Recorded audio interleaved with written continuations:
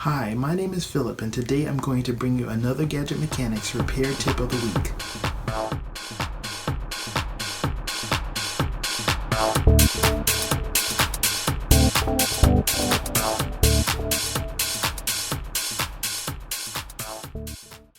Have you seen this image online claiming to activate retro mode, a supposed Easter egg that Apple has put in all iPhones by setting your iPhone date to January 1st, 1970?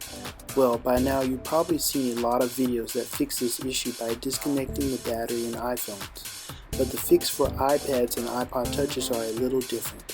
In this video, we have the solution. Starting with the iPad mini, first heat the glass using a heat gun or hairdryer.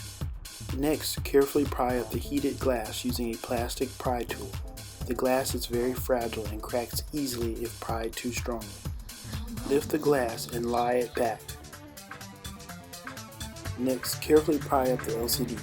On the iPad mini, the LCD has strong adhesive and the LCD is very brittle since it lacks a metal backing like the bigger iPads. Simply bending the LCD slightly will crack the LCD crystals in the display. On the iPad 2, 3, and 4, and iPad Air, the LCD can be easily unscrewed, disconnected, and lifted out.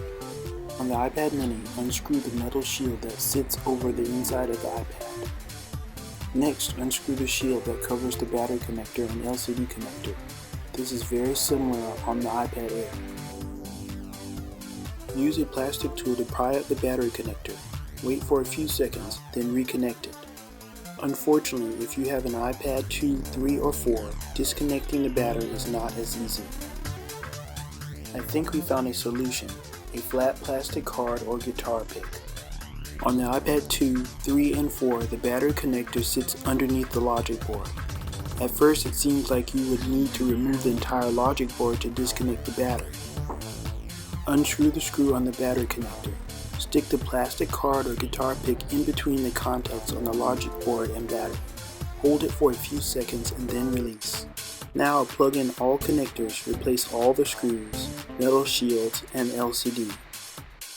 Scrape the frame of the iPad using a razor blade and rubbing alcohol. Use adhesive around the frame of the iPad to tape down the glass. Make sure to tuck in all cables so they won't get caught in the glass when closing it. The iPod Touch is similar to the iPad in the way it is opened. When you remove the shield, you have to remove the black tape that covers the battery connector. You will notice the battery is soldered to the logic board. This cannot be removed without having soldering skills. I think we found a solution that does not require soldering: metal tweezers. Warning: this is somewhat dangerous and can cause sparks or cause damage to the device. Follow these instructions at your own risk. To short out the battery temporarily, first you must expose the contacts on the battery by removing any tape on the battery. Stick the metal tweezer tips on the first and the last contact at the same time.